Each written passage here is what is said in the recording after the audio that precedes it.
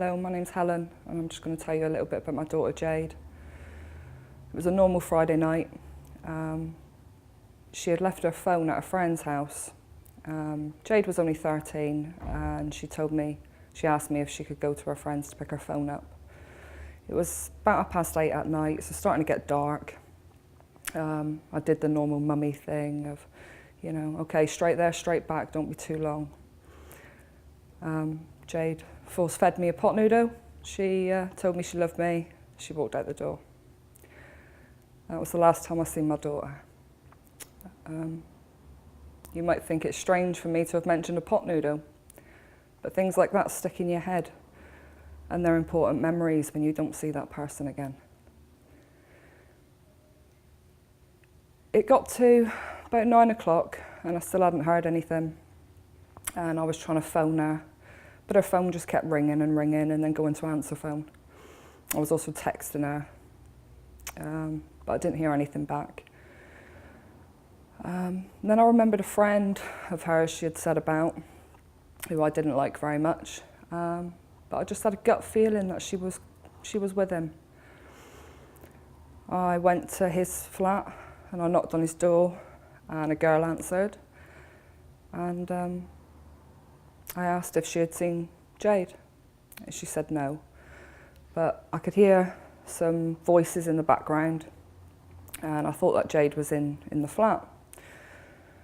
So I decided to go around the back of the flat and I waited in his garden, and I was hoping to catch Jade out, but she didn't come out.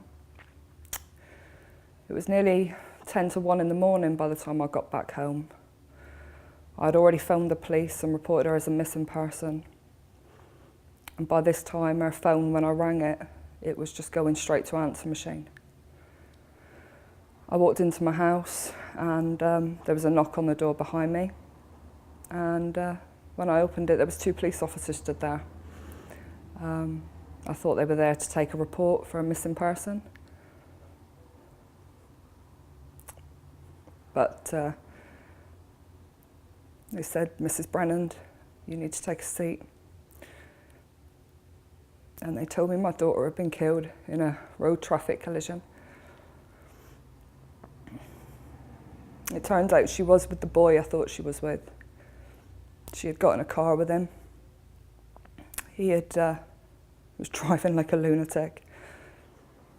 He crashed the car flipped, it tore in half, and my daughter and another girl was thrown from the car.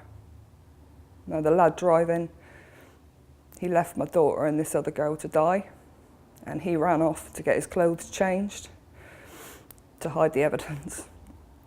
All he had was a scratch on his finger. It was 3 days before I got to see Jade again, and I had to go and identify her body. And she just looked like she was asleep. She had a bit of a black eye, she had a bit of a cut on her nose. And I remember holding her hand and just feeling the coldness and just wanting her to jump up and put her hand up my back like she'd used to and make me jump. But she didn't. One thing I noticed was where they had washed the blood out of her hair, they had parted it the wrong way, and for a 13-year-old girl, that's quite a big deal. So I tried to put her hair right for her. And it was as I was brushing it back behind her ears, that's when I felt the staples holding her head together. And that's when it hit me. It turns out her phone had been turned off because the ambulance crew and the doctors couldn't stand seeing Mum flash up on the phone every time I rang. Well, Jade's got a little sister, Courtney, and all she wanted to do was say goodbye to her older sister. But I was told to wait until Jade was in the chapel of rest, because apparently it was nicer surroundings.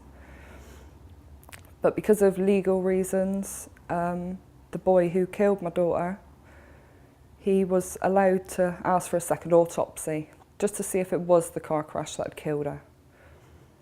So it took a month for my daughter's body to get to the funeral parlour. And a lot happens to a young body in a month. She wasn't my daughter anymore.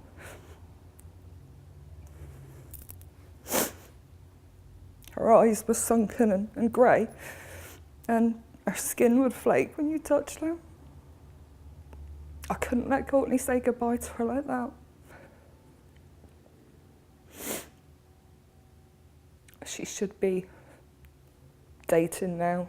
She should be driving herself. She should be working. But she's not. All that was taken away for one silly mistake. Don't do this to your parents. Don't make them stand here and tell their story of how they lost you. Just take care of yourselves.